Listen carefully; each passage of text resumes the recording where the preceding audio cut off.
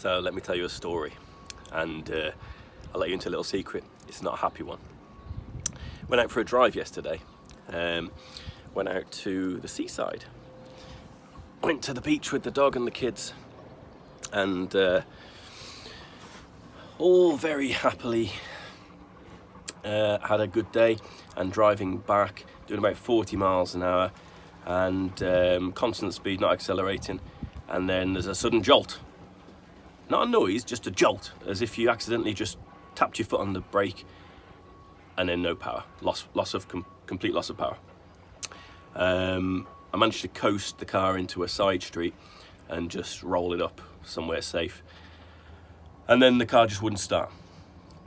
First instinct when it went was it felt like a gearbox problem because of the sudden jolt, as if like it selected the wrong gear or something like that, or something had failed mechanically. But then the fact that it just wouldn't start, no ignition, it's cranking, it'll crank over, but no, it won't go, you know. So that confused me a little bit. I'm thinking, well, it's not the gearbox then, is it? So it's an engine problem. So anyway, lots of thinking later.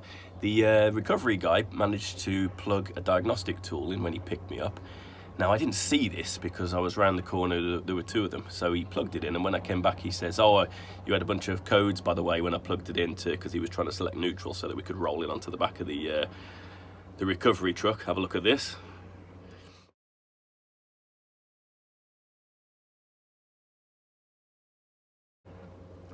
So once we'd done that, he said, yeah, you got some codes, one for the MAF, which I'm not interested in because I've had that unplugged loads of times recently, so it stands to reason there'd be a code for the MAF, but also for your camshaft position sensor. I was like, ah, okay. So the optimist in me has, it's not true, but the optimist in me has ordered a camshaft sensor and a crankshaft sensor, just because they're the cheapest things that could have failed or could actually prevent the engine from starting.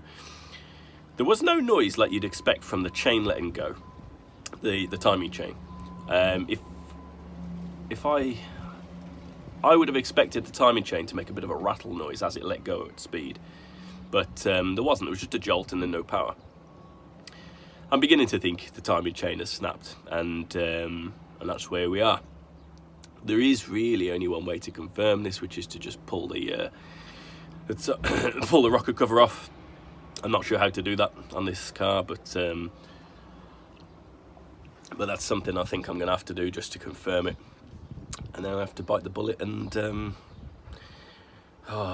repair valve heads, rocker, I don't know, all sorts of bits that might have broken in the top, plus a head gasket and whatever else might have gone wrong inside there.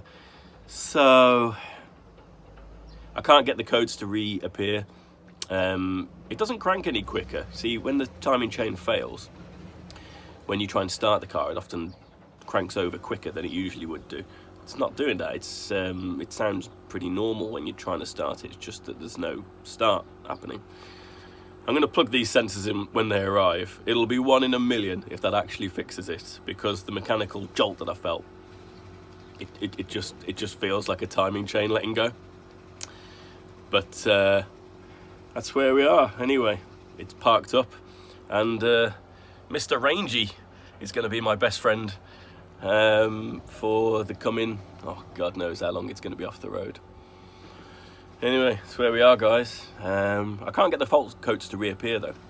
I tried cranking it over. The bloody guy who plugged his tool in cleared the codes. I never saw these codes, so I'm only going off what he told me, which I hate doing.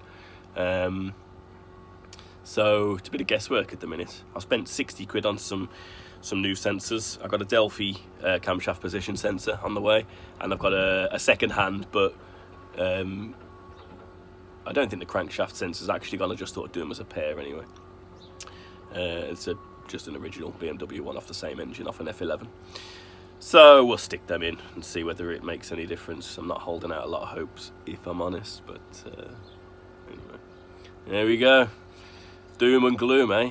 Never mind. I'll keep you posted, and I'll get the rocker cover off, and we'll have a look if there's a chain attached to the sprocket. If there's no chain there, then we know what the shit, we know what's going on. much bigger job then, isn't it? But it's like, feels like what it is.